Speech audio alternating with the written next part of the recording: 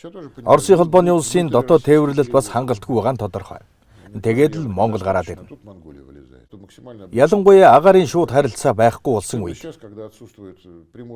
манай Москва, Санкт-Петербургийн оршин суугчид өмнөд Солонгос руу нисэхэд хамгийн тохиромжтой зам бол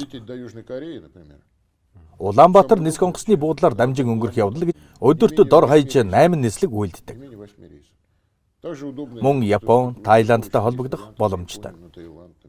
Нислэг нэмэгдэх болов? Би үүнд найдаж байна. Бидэнд ч монголчуудад ч онгоц дутагдж байна. Учир нь агаарын тээвэр маш идэвхтэй хөгжиж байна. Бүр цаашилбал Монголын тал барууны түрээсийн онгоцтой. Нэн даруй зарим хориг арга хэмжээг авна. Энэ бүгдийг бас анхаарч үзэх хэрэгтэй. Мөн бидний хувьд агаарын тээврийн гол чиглэл бол Таиланд, Египт рүү чиглэсэн аялал жуулчлалын асар их урсгалд үйлчлэх явдал юм. Улаанбаатар төмөр зам Хятадууд Орос руу хичнээн чингэлэг тээвэрлэхэд бэлэн байна. Мэдээж хэрэг зам нь хуучирсан бөгөөд ачааны хэмжээг арай ядан даван туулж байна. Ойрын хугацааны эдийн засгийн хамтын ажиллагааны чиглэл бий. Миний хувьд хийсвэр санагдаад байгаа юм л да. Орос, Монгол, Хятад эдийн засгийн коридор, үүний бүрэлдэхүүн хэсэг нь Улаанбаатар төмөр зам болон баригдаад ихсэн байгалийн хийн хоолой юм байна. Та энгийн үгээр тайлбарлаад өгөхгүй юу? Улаанбаатар төмөр зам би эхнээс нь дурдъя. Энэ нь 75 жил оршин тогтнож байна. Энэ нь тэргүүлэх чиглэл юм. Тэгээд ч ерөнхийлөгч энэ хувьцаар компанийг Монгол улсын хөдөлмөрийн баатар болгосон. Иргэний төмөр зам нь Монгол улсын нийт тээврийн 80 гаруй хувийг бүрдүүлдэг. Өөрөөр хэлбэл орчин үеийн тээврийн тогтолцооны гол тулгуур болж байна. Мэдээж хэрэг зам нь хуучирсан бөгөөд ачааны хэмжээг арай ядан даван туулж байна. Өнгөрсөн жил 32 саяыг тээвэрлсэн гэж бодож байна. Нэмэлт зам, барих 2 дахь зам, эсвэл ямар нэг төрлийн зам тавих зэргийг тодорхойлж байна. Баамд байсан шиг нэмэлт зам гаргах уу? Хятадууд Орос руу хичнээн чингэлэг тээвэрлэхэд бэлэн байна. Оросын холбооны улсын дотоод тээвэрлэлд бас хангалтгүй байгаа нь тодорхой. Тэгээд л Монгол гараад ирнэ.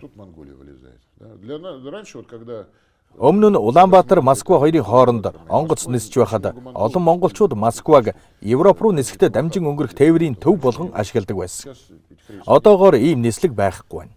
Тиймээс тэдэнд ийм боломж байхгүй болсон.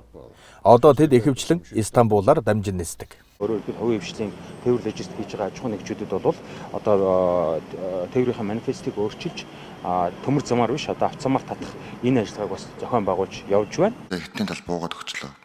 Ингээд нөгөө шаттай юм терминалууд хийгээд одоо төмөр замаар уул шиг харагддаг ш тийм ээ. Ганц мод дээр цаатлаасаа өргөн цэргийн одоо яг очиод үзвэл уул шиг харагддаг ш тийм ээ. Наадлаасаа бид нар ингээд нөгөө шаттай юм терминалууд хийгээд хооронд нь одоо төмөр замаар тал нь өргөн царигтай ийм уус гэж ерөөсөө байхгүй нөгөө баруун зүүн гарын дүрм гэдэгтэй л адилхан. Бид нар зөвхөн одоо бүгд найрамдтар тустай биш Оросын холбооны улстайгаа ч бас холбогдох хэрэгтэй. Тэр нөгөө нэг хэвтэй төмөр замыг ер нь бол манад нэг 40 орчим ингээ гаццсан төслүүд байдیں۔ Яаж компонент хэдий барих удаа миний бодлоо. Ер нь бол өргөн нарийн цэргийн асуудал бол Бээжингийн олимпиар шийдэгдсэн шүү дээ. Тэрийг бол та бүхэн маань ингээд нэг мөр ойлгох чинь зүйтэй. Монголдоо бол өргөн цэргээр л байна. Гашуун Сухбат төмөр замын хувьд бол хэвгийн их өндөр. Тэр хэвгийтэй манай төмөр зам холбогдох одоо юм бүрэн байгууламж хэрэгтэй байна. Тэрэн дээр 1.5-аас 2 орчим жилийн хугацаа орохоор байж байгаа. 1.5-аас 2 орчим жилийн хугацаа орохоор байж байгаа. Хятадын тал буугаад өгчлөө.